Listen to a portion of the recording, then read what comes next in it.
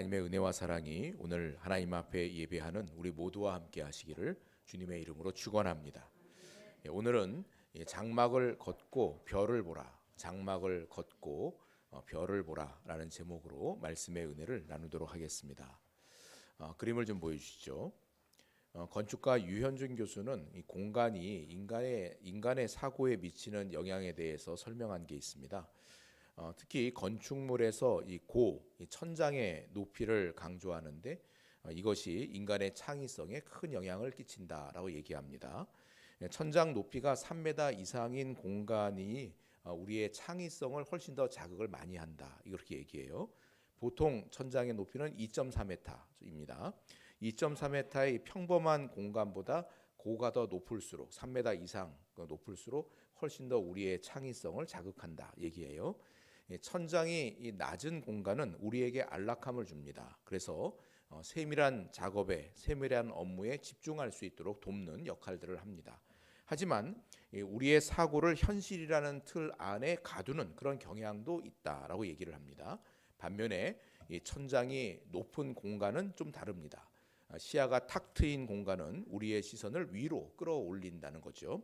그래서 우리의 영감을 자극을 하고 새로운 상상력을 일깨운다라고 얘기합니다. 그래서 이제 국립도서관이나 좀 좋은 도서관에 가면은 고가 높잖아요, 탁 트였잖아요. 그런데 책을 읽으면 왠지 뭔가 더 공부가 잘 되는 것 같고 뭐 그런 느낌이 드는데 아마도 그래서가 아닐까 이런 생각을 해봅니다. 이런 통찰은 우리 영혼의 상태에도 영향을 끼치는 것 같습니다. 오늘 본문의 아브라함을 한번 보십시오. 그는 지금 자신의 장막 안에 머물고 있습니다. 10년 전 고향을 떠날 때의 그 원대한 꿈은 이제 가물가물하기만 합니다. 지금 그가 마주한 것은 낮고 답답한 천정뿐입니다. 낮은 천장 아래에서 아브라함은 무엇을 봅니까? 자식이 없는 자신의 현실을 봅니다. 늙어가는 아내의 사례를 봅니다. 소망보다 한숨이 익숙해진 그 자기 자신을 보게 됩니다. 장막 안에 아브라함은 이런 생각을 했을 것 같습니다. 내 인생이 여기서 끝나는구나. 약속은 그저 한낮의 꿈에 불과했던 모양이다. 여러분, 우리들도 그럴 때가 있지 않습니까? 내 문제라는 아주 낮은 그 천장에 갇혀 있을 때입니다. 우리의 생각의 방식들, 우리의 사고의 꿈들이 낮은 천장 안에 가려 있는 거예요. 내 문제 안에 가려져 있는 겁니다. 갇혀 있는 겁니다. 하나님의 원대함보다 내 결핍만 뚫어져라 쳐다보게 되는 겁니다. 오늘 하나님은 절망의 장막에 갇힌 아브라함을 찾아오십니다. 그리고 그를 밖으로 이끌어내십니다. 가장 높은 천장인 밤하늘을 보게 하십니다. 영적 소망은 이 환경의 천장을 높일 때 비로소 시작이 됩니다.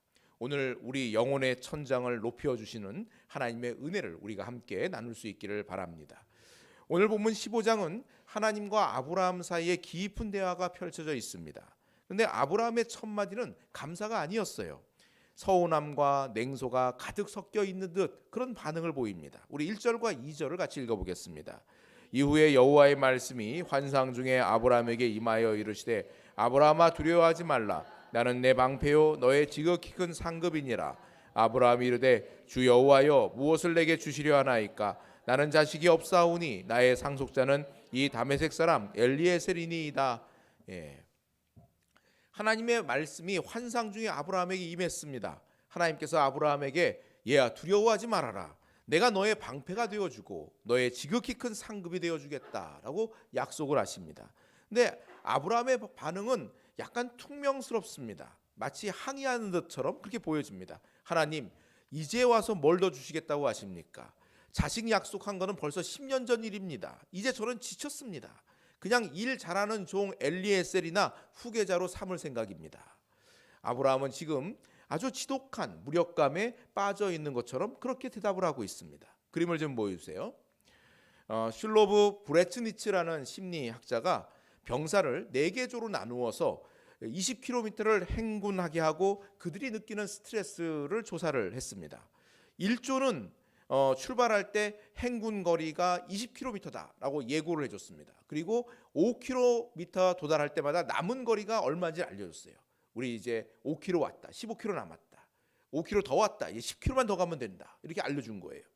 2조에게는 아무 말도 하지 않고 단지 지금부터 먼 거리를 행군한다. 그러고 끝까지 그렇게 끌고만 갔습니다. 3조에게는 처음에 15km를 행군한다라고 말했습니다. 그리고 14km 지점에 도달했을 때 20km로 거리가 변경됐다 하고 얘기하고 끌고 갑니다. 그리고 4조에게는 처음에 25km를 행군한다 이렇게 발표를 한 후에 14km 지점에서 20km로 단축됐다 이렇게 얘기를 해줬습니다.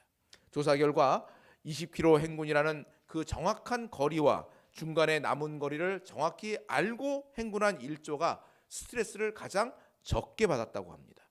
그러면 스트레스를 가장 많이 받은 조는 몇 조일까요? 2조입니다. 2조. 아무것도 모른 채 그냥 끌려만 간 조.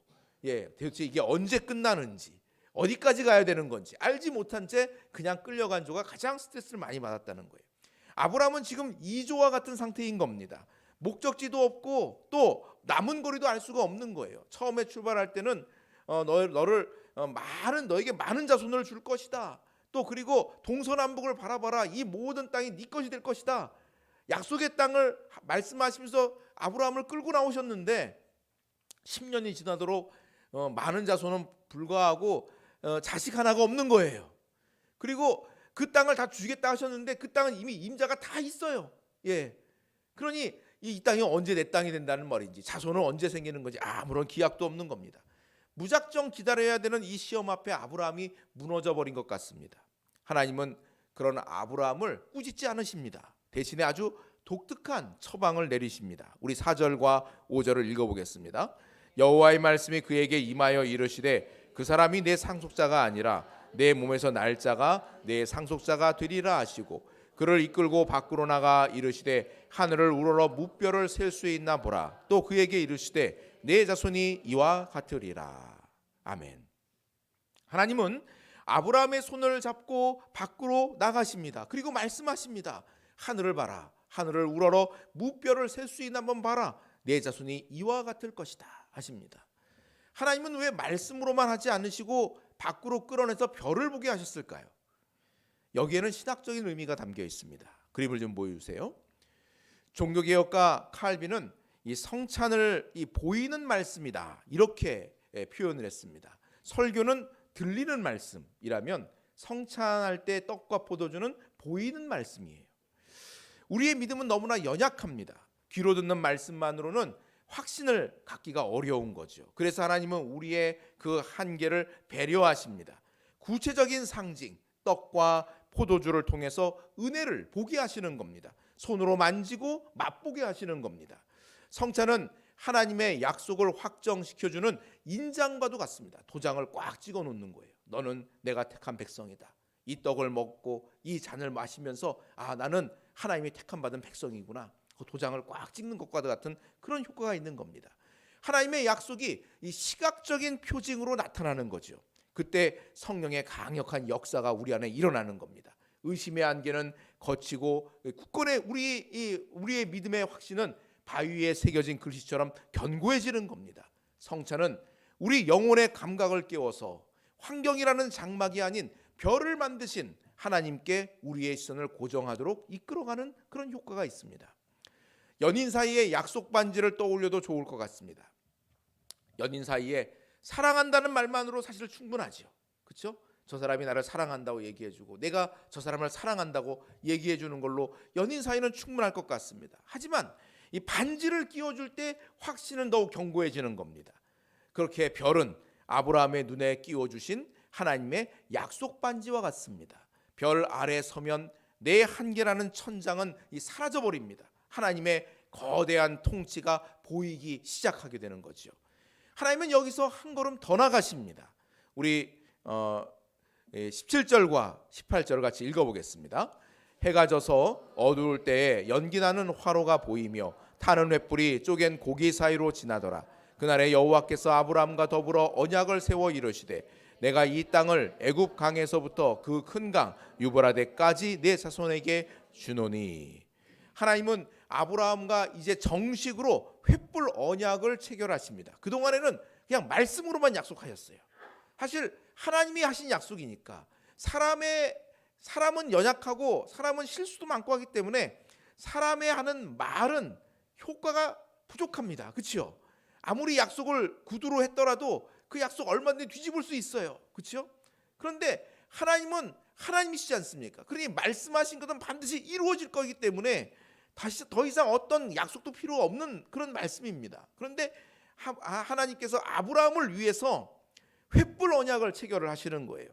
고대 근동의 언약식은 지금 현대인들이 계약을 맺는 것과는 좀 다릅니다. 계약 당사자들 사이에 동물을 쪼개 놓는 거예요. 이렇게 쫙 쪼개 가지고 이렇게 펼쳐 놓습니다. 펼쳐 놓고 그 사이에 계약 당사자들끼리 지나가는 거예요. 지나가는 거. 그게 계약을 맺는 방식인 겁니다. 오늘 우리 현대인들은 계약을 맺을 때 어떻게 하죠? 그렇죠? 계약서를 써가지고 도장을 딱 찍든지 사인을 하든지 이게 계약의 효력을 발휘하는데, 고대인들은 짐승을 쪼개놓고 그 사이를 계약 당사자들끼리 그 사이를 왔다 갔다 하는 게 계약을 체결하는 거예요. 약속을 어기면 이 짐승처럼 죽으리라 라는 피의 맹세가 거기에 담겨 있는 겁니다. 근데 오늘 17절 말씀 한번 보십시오. 이제 계약을 맺으려고 준비를 다 해놓게 했어요, 하나님께서. 근데 아브라함이 깊은 잠에 빠집니다. 그리고 오직 타는 횃불이신 하나님만 그 홀로 그 사이를 지나가시는 거예요. 쌍방 계약이 아닌 거예요. 일방 계약인 거예요. 하나님은 우리의 연약함들을 너무 잘 아십니다. 우리가 언약을 맺었다 하더라도 그것을 지킬 수 없다는 것을 하나님은 아십니다. 그래서 언약의 책임을 하나님 홀로 짊어지십니다. 저주까지도, 언약을 지키지 못하면 당하는 저주까지도 하나님이 대신 받으시겠다는 은혜의 선포인 거죠. 그래서 아브라함은 가만히 있고 횃불만, 하나님을 상징하는 그 횃불만 그 쪼갠 재물 사이를 지나갔다는 얘기입니다. 이 횃불은 예수 그리스도의 십자가를 예표합니다. 죄로 말미암아 죽은 우리를 대신해서 쪼개지신 바로 하나님의 사랑인 거지요. 우리가 오늘 소망을 가지는 이유는 우리 스스로의 열심 때문이 아닙니다. 홀로 횃불로 지나가신 하나님의 그 신실하심 때문에 저와 여러분에게 소망이 있는 줄 믿으시기를 주님의 이름으로 축원합니다. 그림을 좀 보여주시죠. 오늘날 우리도 아브라함처럼요, 각자의 장막에 갇혀 있는 경우가 참 많습니다. 철학자 한병철은 현대 사회를 불안 사회다 이렇게 진단을 합니다. 사람들이 희망하는 법을 잃어버린 결과 현대 사회가 이 불안이라는 질병을 얻게 됐다라고 진단을 하는 겁니다.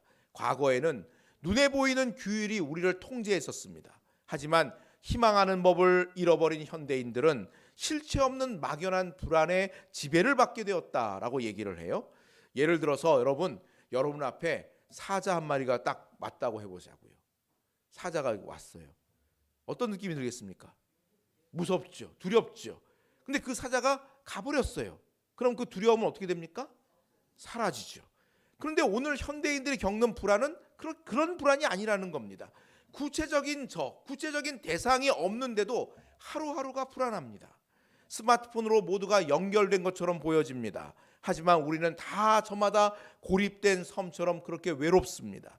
SNS 속 화려한 일상과 나를 끊임없이 비교하게 됩니다. SNS를 펼쳐보면은 맛있는 음식을 먹는 장면도 나와, 멋진 곳으로 여행 가는 장면도 나와, 누가 이렇게 성공했다는 얘기도 나와, 그런 얘기들을 자꾸만 접하게 되면서 끊임없이 나하고 비교를 하게 됩니다.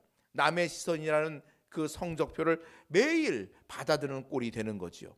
이 막연한 불안은 영혼을 ဃ갉아먹는 보이지 않는 장막입니다. 이 장막은 우리의 시야를 아주 좁게 만들어 버립니다. 하나님의 약속보다 당장의 생존에 매몰시켜 버리는 겁니다. 결국 불안의 그 무게에 짓눌려 버립니다. 무한한 비교와 압박이 우리를 눌러버리는 거죠.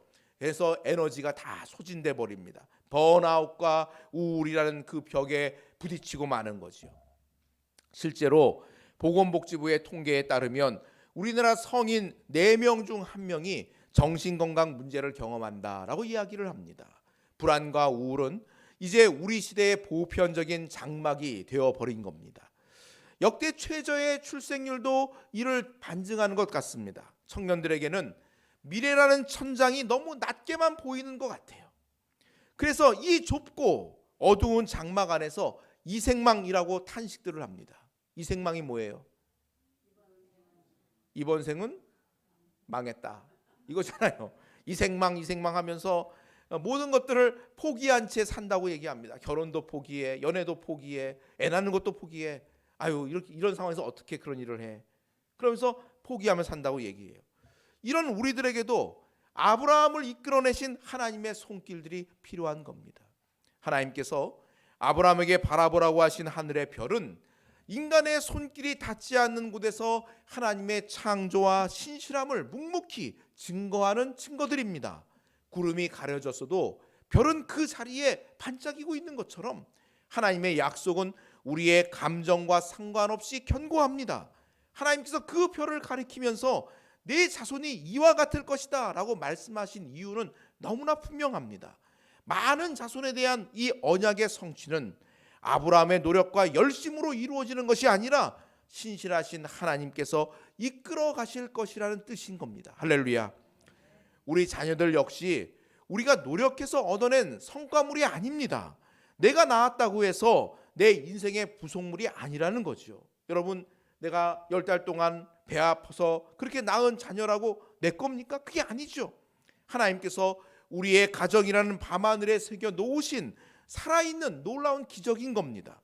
때문에 자녀들을 바라보는 우리의 시선은 이 장막의 천장에 갇힌 안목이 아니라 하늘의 별을 바라보는 관점이어야 된다는 얘기입니다.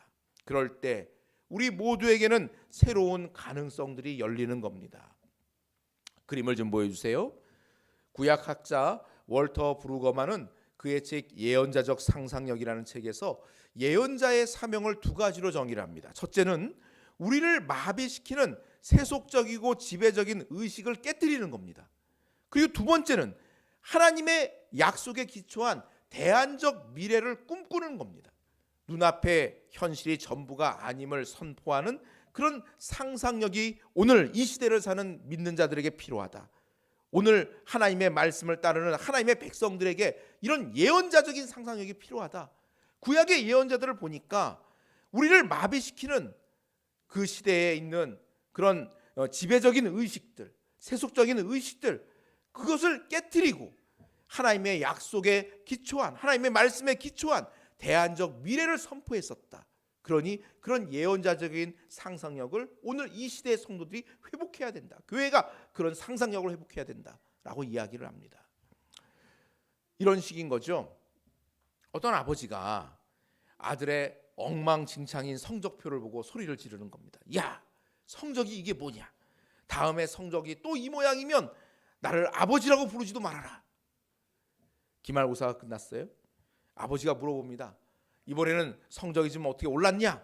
그 아들이 대답합니다. 아저씨는 누구세요? 네.